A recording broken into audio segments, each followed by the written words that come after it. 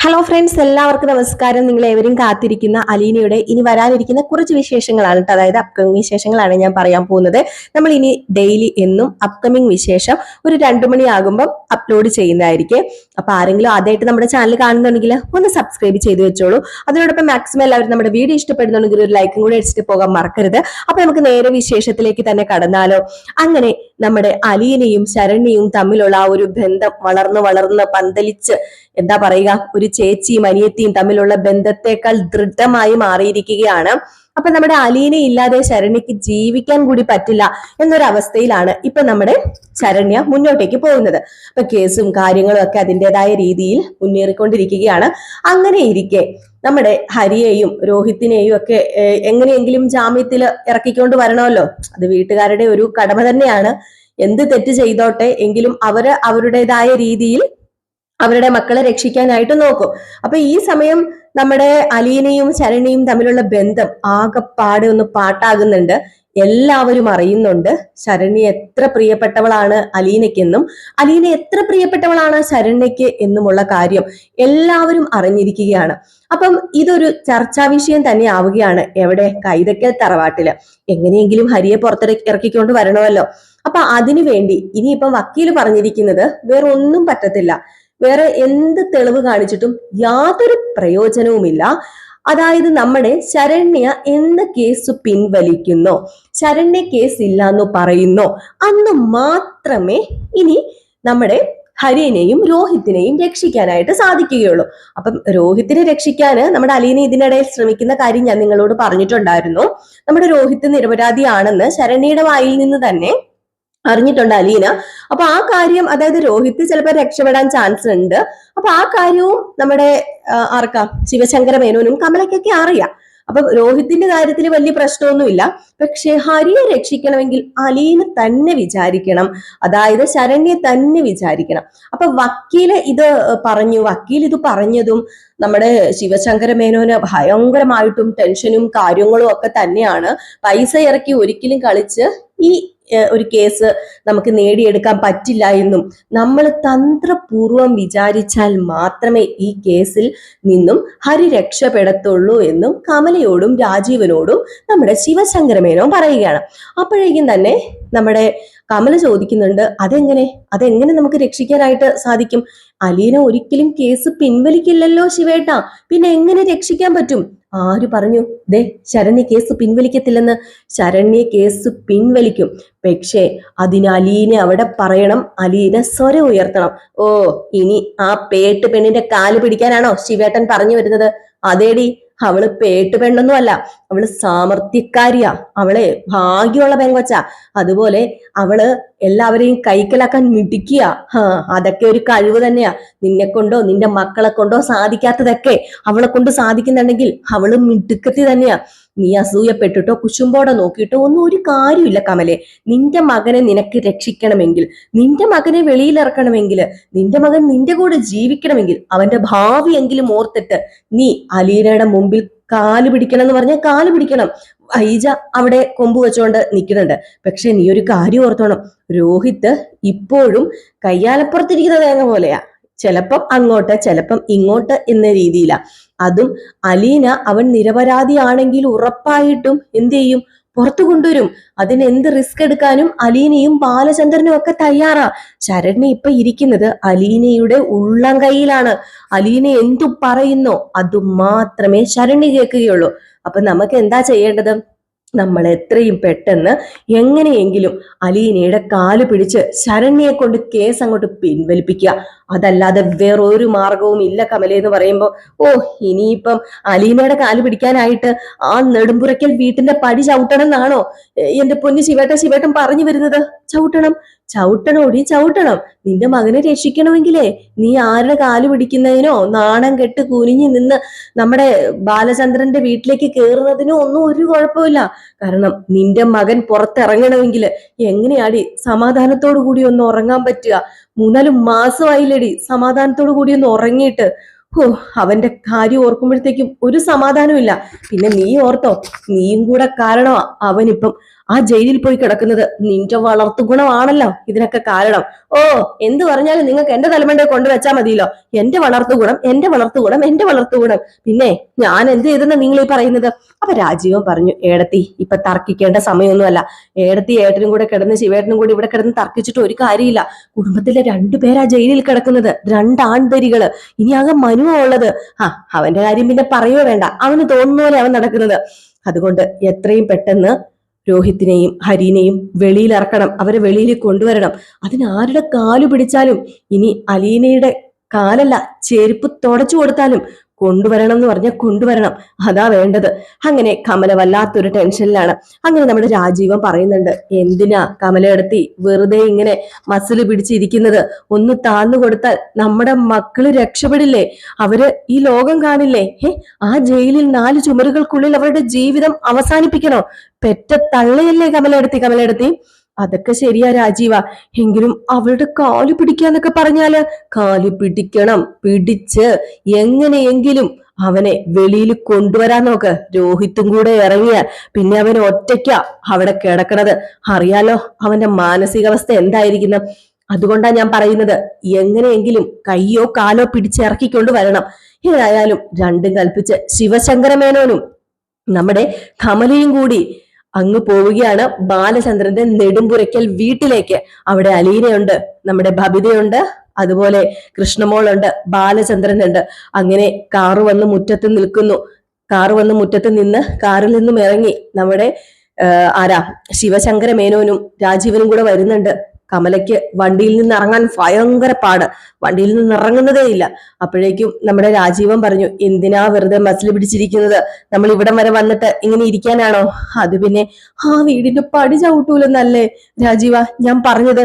എന്റെ മാനം പോവൂലേ? എന്റെ അഭിമാനം, ഇതെല്ലാം പോവൂലേ? ഇവിടെ മാനം പോകാതെ നിൽക്കുകയല്ലേ? ഇവിടെ മാനം കപ്പൽ കയറി നിൽക്കുക. ഈ കുടുംബത്തിലെ 2 പേരാ ഒരു പെണ്ണിനെ ബലാത്സംഗം ചെയ്ത് അവശയാക്കി ഇട്ടിരിക്കുന്നത്. അതൊന്നും ഒരു കുഴപ്പമില്ല. ഇങ്ങോട്ട് ഇറങ്ങി വാ എന്റെ പൊന്നേടത്തി, മാനം പോലും, എന്ത് മാനം എന്നൊക്കെ പറഞ്ഞു. ഏതായാലും നമ്മുടെ കമല പതിയെ ഇറങ്ങി വന്ന് പതിയെ അങ്ങോട്ടേക്ക് തിണ്ണയിലേക്ക് കടക്കാണ് കേട്ടോ. വേണോ വേണ്ടയോ? എന്റെ മകനെ പുറത്തു കൊണ്ടുവരണമല്ലോ. അതിന് ഞാൻ പോയില്ലേ പറ്റൂ. അങ്ങോട്ടും ഇങ്ങോട്ടും ഒക്കെ ചിന്ത മാറി പോകുന്നുണ്ട്. ഏതായാലും രണ്ടും കൽപ്പിച്ച് അഭിമാനം ഒന്നും നോക്കാതെ നമ്മുടെ കമല അകത്തേക്ക് കയറുകയാണ്. കോളിംഗ് ബെൽ അടിച്ചു. അപ്പോഴേക്കും അലീന വന്ന് വാതിൽ തുറന്നു. അലീന വാതിൽ തുറന്നതും ശിവശങ്കര മേനോനും രാജീവനും പിന്നെ കമലയും. അലീന വേറെ ഒരു രീതിയിലും എന്താ പറയാ, ഒരു മുഖവരയും ഇല്ലാതെ അലീന കേറി വാ ഇരിക്ക് എന്നിങ്ങനെ പറഞ്ഞു. എന്നാലും സ്വരത്തിനൊരു ഇടർച്ചയുണ്ട് അലീനയുടെ. അപ്പോഴത്തേക്ക് രാജീവൻ കയറി, പിന്നെ ശിവശങ്കര മേനോൻ കയറി. നമ്മുടെ കമല ആ പടിയിൽ നോക്കിയിരിക്കുക. കേറണോ വേണ്ടയോ? പടി ചവിട്ടൂലെന്നല്ലേ പറഞ്ഞത്? കേറണോ വേണ്ടയോ? വല്ലാത്തൊരു മാനസികാവസ്ഥ. ഈ സമയം നമ്മുടെ ശിവൻ നേരെ കമലേനെ ഒരു തുറിച്ചു നോട്ടം. പടി ഉണ്ടെന്ന് പോലും നമ്മുടെ കമലയ്ക്ക് ആ നിമിഷം തോന്നിയില്ല. കമല പെട്ടെന്ന് കയറി പടിയിൽ ചവിട്ടിക്കൊണ്ട് തന്നെ. വല്ലാത്തൊരു ടിസ്റ്റ് തന്നെയായിരുന്നു കേട്ടോ. ഒരിക്കലും ആ പടി കയറില്ലെന്ന് പറഞ്ഞ് നമ്മുടെ കമല ആ പടി കയറി. അങ്ങനെ നമ്മുടെ അലീന പറഞ്ഞു, അല്ല ഞാൻ ഇപ്പം അച്ഛനെ വിളിക്കാട്ടോ എന്നും പറഞ്ഞ് പോകാൻ തുടങ്ങിയപ്പോഴത്തേക്കും തന്നെ അലീനയോട് ചോദിച്ചു നമ്മുടെ ശിവൻ, എങ്ങനെയുണ്ട് മോക്ക്? സുഖമാണോ? സുഖമായിട്ടിരിക്കുന്നോ? മോള് അങ്ങ് സ്നേഹനികേതനിലൊക്കെ പോകാറുണ്ടോ എന്നൊക്കെ ചോദിക്കുകയാണ്. അപ്പോഴേക്കും അത് പിന്നെ ഞാൻ സ്നേഹനികേതനിൽ ഇപ്പൊ പോയിട്ട് കുറെ ആയി. പിന്നെ ഇടയ്ക്ക് അവിടെയുള്ളവരൊക്കെ എന്നെ വിളിക്കും. അല്ല നിങ്ങൾക്ക് കുടിക്കാൻ എന്താ വേണ്ടത്? ജ്യൂസ് വേണോ കോഫി വേണോ? അത് പിന്നെ മോൾക്ക് എളുപ്പം എന്താ തയ്യാറാക്കാന് അതെടുത്തോ. ഏതായാലും മോള് എന്ത് കൈവച്ചാലും അതിന് നല്ല ടേസ്റ്റ് ആണെന്നാ മനുവൊക്കെ വന്ന് പറയുന്നത്. ഏതായാലും മോക്ക് ഇഷ്ടമുള്ളത് എടുത്തോ എന്നൊക്കെ പറഞ്ഞു. അതിൽ തന്നെ ഒരു സോപ്പീരും പതപ്പീരും ഒക്കെ ഉണ്ടെന്ന് നമ്മുടെ അലീനയ്ക്ക് മനസ്സിലാവുന്നുണ്ട്. ഏതായാലും അലീന കിച്ചണിലേക്ക് ചെന്നു. കൃഷ്ണമോള് എന്തു പറ്റി? അറിയില്ലല്ലോ. കൈതക്കിൽ നിന്ന് എല്ലാവരും കൂടെ വന്ന് അലീന ചേച്ചിയെ സോപ്പിടുന്നത്. സോപ്പിടുന്നൊന്നും എനിക്ക് തോന്നുന്നില്ല. അലീന ചേച്ചിക്ക് തോന്നുന്നില്ലല്ലേ? അല്ല അവരെന്നെ സോപ്പിട്ടിട്ട് എന്തിനാ കൃഷ്ണമോളെ? അതൊന്നും എനിക്കറിയില്ല. എനിക്ക് കണ്ടതും സോപ്പിടുന്നാ തോന്നിയത്. ഇതുവരെ ഇല്ലാത്തൊരു സ്നേഹം. കമലാന്റിയുടെ മുഖം ശ്രദ്ധിച്ചായിരുന്നോ? കമലാന്റിയുടെ മുഖത്തുമുണ്ട് ഇതുവരെ ഇല്ലാത്തൊരു സ്നേഹവും എന്തോ പരിഭ്രമവും ഒക്കെ. എന്തെങ്കിലും ആകട്ടെ, നമുക്കത് മൈൻഡ് ചെയ്യണ്ട. അപ്പോഴത്തേക്കും നമ്മുടെ കൃഷ്ണമോള് പോയി നേരെ ബാലചന്ദ്രനെ വിളിച്ചോണ്ട് വന്നു. അങ്ങനെ ബാലചന്ദ്രൻ, ആരായി വന്നിരിക്കുന്നത്? എന്റെ അളിയന്മാരോ? ഒരു മുന്നറിയിപ്പും ഇല്ലാതെയാണല്ലോ വന്നിരിക്കുന്നത് എന്നൊക്കെ പറഞ്ഞ് പതുക്കെ ഇറങ്ങി വന്നപ്പോ, എന്താ ബാലചന്ദ്ര കളിയാക്കുകയാണോ? കളിയാക്കിയതൊന്നുമല്ല. അയ്യോ ആരായി ഇരിക്കുന്നത്? കമലയെടുത്തിയോ? കമലയെടുത്തി എങ്ങാണ്ട് ഈ വീടിന്റെ പടി ചവിട്ടില്ലെന്നോ അങ്ങനെ എങ്ങാണ്ടൊക്കെ പറഞ്ഞെന്ന് ഞാൻ കേട്ടല്ലോ. ഇതിപ്പോ എന്താ പറ്റിയത്? കമലയെടുത്തി ഇത് എന്തു പറ്റി ഇങ്ങോട്ടേക്ക് ഈ അടിയനെയൊക്കെ കാണാൻ വേണ്ടി വന്നത്? അപ്പോഴേക്കും ശിവൻ പറഞ്ഞു, എന്തിനാ ബാലചന്ദ്ര വെറുതെ കളിയാക്കുന്നത്?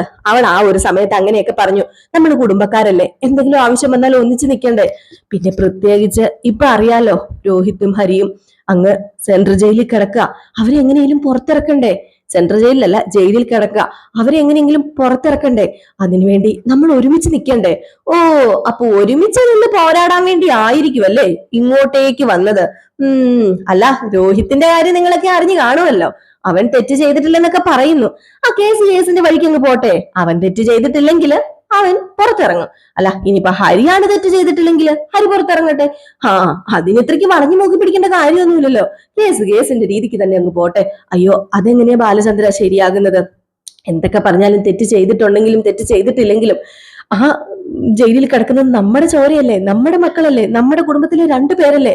അവരെ എങ്ങനെയെങ്കിലും വെളിയിൽ കൊണ്ടുവന്നേ പറ്റൂ. അതിന് ബാലചന്ദ്രന്റെ സഹായം ഞങ്ങൾക്ക് ആവശ്യമാണ്. ഓ, ഈ ബാലചന്ദ്രൻ സഹായിക്കാൻ മാത്രം എത്ര വലിയവരാ?